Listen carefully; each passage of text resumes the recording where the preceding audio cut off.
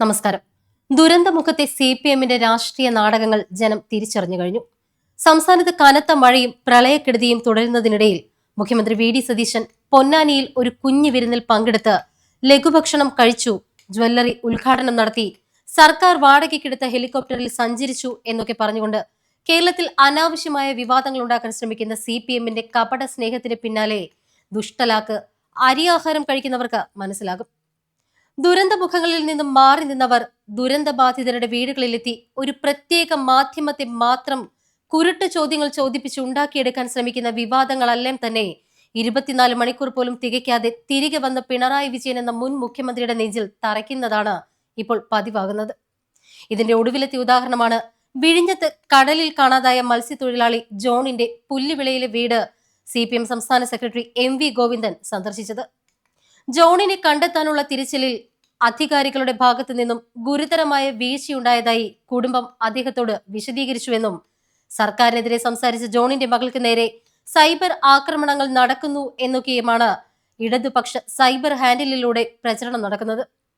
തിരുവനന്തപുരം പുല്ലുവിളയിൽ കടലിൽ കാണാതായ ജോണിന്റെ കുടുംബാംഗങ്ങളെ നേരിട്ടെത്തി കണ്ട് ആശ്വസിപ്പിച്ച MV ഗോവിന്ദനോട് തിരച്ചിൽ നടത്തുന്നതിൽ ഫിഷറീസ് വകുപ്പും ജില്ലാ ഭരണകൂടവും ഗുരുതരമായ അനാസ്ഥയാണ് കാണിച്ചത് എന്ന് കുടുംബം ആരോപിച്ചു. കാലാവസ്ഥ അനുകൂലമായിരുന്നിട്ടും ആകാശ തിരച്ചിൽ ഉൾപ്പെടെയുള്ളവ വൈകിച്ചു എന്നും നേവിയുടെ സേവനം തേടാൻ അധികൃതർ തയ്യാറായില്ല എന്നും കുടുംബാംഗങ്ങൾ ആരോപണം ഉന്നയിച്ചിരുന്നു. കനത്ത മഴക്കെടുതിയും ദുരിതാശ്വാസ ക്യാമ്പുകളുടെ അവസ്ഥയും സംബന്ധിച്ച് സർക്കാരിനെതിരെ MV ഗോവിന്ദൻ കടുത്ത വിമർശനങ്ങളാണ് കഴിഞ്ഞ ദിവസങ്ങളിൽ ഉയർത്തിയത്.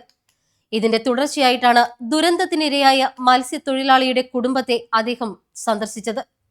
എന്നാൽ സർക്കാരിനെതിരെ പരാതി ഉന്നയിച്ചു എന്ന് പറയുന്ന ഈ ദൃശ്യങ്ങൾക്ക് പിന്നാലെ മനഃപൂർവ്വം പുറത്തുവിടാതെ മുക്കിക്കളഞ്ഞ ചില ഭാഗങ്ങൾ കൂടിയുണ്ട്. അതായത് അധികൃതർ അവർക്ക് അനുവദിച്ച സംവിധാനങ്ങൾ ഉപയോഗിക്കുന്നുണ്ട് എന്നും, എന്നാൽ 2017 മുതൽ ഫിഷറീസ് സൊസൈറ്റിക്ക് വേണ്ടി യാതൊരു വിധത്തിലുള്ള സഹായങ്ങളും സംവിധാനങ്ങളും ഉണ്ടാവാതിരുന്നതാണ് യഥാർത്ഥ പ്രശ്നമെന്നും ജോണിന്റെ വീട്ടുകാർ ആരോപിക്കുന്നുണ്ട്. 2017 ഓഖി ദുരന്തത്തിന് ശേഷം എന്താണ് സർക്കാർ തീരദേശവാസികൾക്ക് വേണ്ടി ചെയ്തത് എന്ന് ഒരു യുവാവ് ചോദിക്കുന്നു. വർഷങ്ങളായി വിജയം കണ്ടെത്താനാകാത്ത രക്ഷാപ്രവർത്തനം തന്നെയാണ് ഇന്നും നടന്നുകൊണ്ടിരിക്കുന്നത്. ഫിഷറീസ് മേഖലയ്ക്ക് വേണ്ടി അനുവദിച്ച ഫണ്ട് എല്ലാം തന്നെ എന്ത് ചെയ്തുവെന്നും അത് അർഹതപ്പെട്ടവർക്ക് കൊടുക്കാതെ മറ്റുള്ള ദൂർത്ത് നടത്തുകയാണ് ചെയ്തത് എന്നും ഇവർ പറയുന്നുണ്ട്. എന്നാൽ ഇതെല്ലാം കേട്ടിട്ടും, അതായത് തങ്ങൾ ഭരണത്തിലിരുന്ന വർഷങ്ങളിലെ പിടിപ്പുകേടാണ് ഇപ്പോൾ അനുഭവിക്കുന്നത് എന്ന് വ്യക്തമായിട്ടും മറുപടിയില്ലാതെ MV ഗോവിന്ദനും ജയരാജനും V ജോയ് MLAക്കുമൊക്കെ ഒന്നും മിണ്ടാൻ കഴിയാതായി എന്നതാണ് സത്യം. എന്നാൽ ഇതിനുശേഷം പുറത്തു വന്ന മാധ്യമങ്ങളോട് പറഞ്ഞതാകട്ടെ, ഭരണത്തിൽ കയറി 100 ദിവസം പോലും തികയാത്ത UDF സർക്കാരിന്റെ പിടിപ്പുകേടാണ് ഈ കാണുന്നത് എന്നും. എന്തായാലും ദുരന്തത്തിലും രാഷ്ട്രീയ കുത്തിത്തിരിപ്പുമായി ഇറങ്ങിയ സഖാക്കളെ കേരളത്തിലെ ജനങ്ങൾ സൂക്ഷിക്കുക തന്നെ വേണം.